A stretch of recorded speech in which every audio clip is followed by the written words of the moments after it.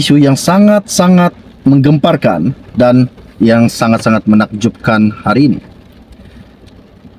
Ada menteri, ada orang, ada pejabat-pejabat awam yang berani menentang Datuk Seri Anwar Ibrahim, berani mengatakan bahawa Perdana Menteri ke-10 tidak layak mentadbir negara, dan ada juga yang berani cakap Anwar bodoh. Siapakah orang itu?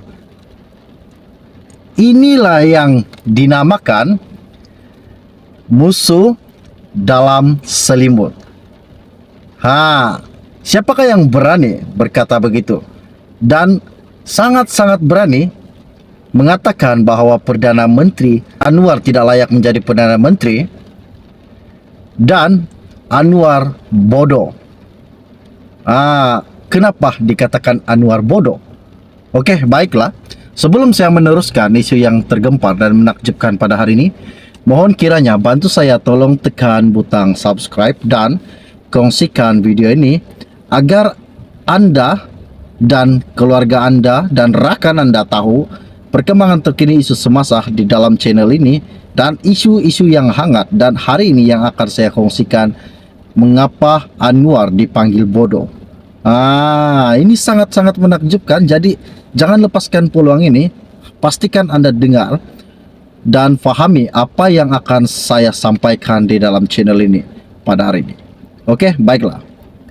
Isu pada hari ini saya ambil daripada Malaysia Kini.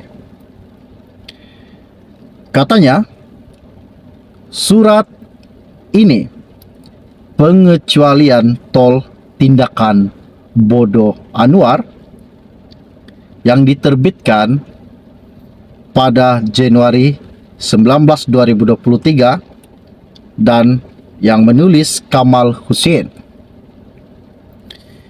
Ianya berkata, dan izinkan saya untuk membaca artikel ini. Pengumuman Perdana Menteri Anwar Ibrahim semalam bahawa rakyat akan menikmati perjalanan bebas tol di semua lebuh raya di seluruh negara selama 2 hari bermula 20 dan 21 Januari. Sempena Tahun Baru Cina adalah tindakan populis yang sangat bodoh. Pertama, inisiatif itu membawa inspeksi kewangan RM40 juta ringgit, sedangkan pada masa yang sama Anwar menasihatkan pejabat awam supaya tidak lekah memandangkan hutang negara telah mencecah RM1.2 triliun. Kedua, selain pengecualian tol tersebut adalah dijangkakan sebanyak 3.8 juta kenderaan akan berada di atas lebuh raya di seluruh negara sepanjang cuti perayaan yang bermula hujung minggu ini. Setiap kenderaan ini menggunakan petrol atau diesel yang sekali lagi menyaksikan kerajaan menanggung bebanan dengan memberikan subsidi bahan api. Sepatutnya kadar tol dan bahan api dinaikkan semasa cuti perayaan bagi memastikan jumlah yang balik kampung tidak ramai. Dan ketiga, seperti lumrahnya setiap kali musim perayaan, jumlah kemalangan termasuk kehilangan nyawa terus meningkat. Kenaikan kadar tol dan bahan api mungkin akan menyaksikan orang ramai kurang berjalan. Anwar tidak harus mengambil langkah populis, tetapi bodoh itu. Tidak pasti jika keputusannya itu adalah selaras dengan konsep madani yang dicakapkannya itu, atau dia memang tidak bijak dan tidak seharusnya menjadi Perdana Menteri seperti pendapat yang diberikan oleh seorang bekas Perdana Menteri sebelum ini. Kamal Hussein adalah anak petani marhen yang menuntut dibanggih dan cuba menjadi bijak. Tulisan ini tidak semestinya mencerminkan pendirian rasmi, kata Malaysia Kini. Isu ini sangat-sangat rasmi dan baru saja saya dapat lebih kurang 20 menit yang lepas. Dan ianya berkata, tindakan Anwar selama ini amat bodoh. Patutkah dianggap Anwar ini bodoh? Sedangkan apa yang Datuk Seri Anwar lakukan selama ini, bagi kajian saya sendiri, ia melakukan satu siasatan dan akan mengurangkan masalah dan akan menghentikan masalah penyelewengan dan kes rasuah.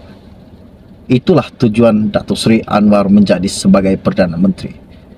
Kita sangat-sangat berharap kita dapat Perdana Menteri seperti Datuk Seri Anwar. Ini sangat menakjubkan. Oke, baiklah, sebelum Anda meninggalkan channel ini, bantu saya tolong tekan butang subscribe dan bantu tolong sharekan video ini, kongsikan kepada rakan dan keluarga Anda agar mereka tahu perkembangan terkini isu semasa yang akan saya kongsikan di dalam channel ini setiap hari untuk Anda semua. Jadi kita sama-sama naikkan channel ini, bantu orang kita, bosku. Jadi setakat saja info ringkas dari saya untuk Anda semua pada hari ini, dan kita akan berjumpa lagi. Salam jumpa dan salam kenal. Bye-bye. Anwar tidak harus mengambil langkah populis, tetapi bodoh itu. Tidak pasti jika keputusannya itu adalah selaras dengan konsep madani yang dicakapkannya itu, atau dia memang tidak bijak dan tidak seharusnya menjadi Perdana Menteri seperti pendapat yang diberikan oleh seorang bekas Perdana Menteri sebelum ini.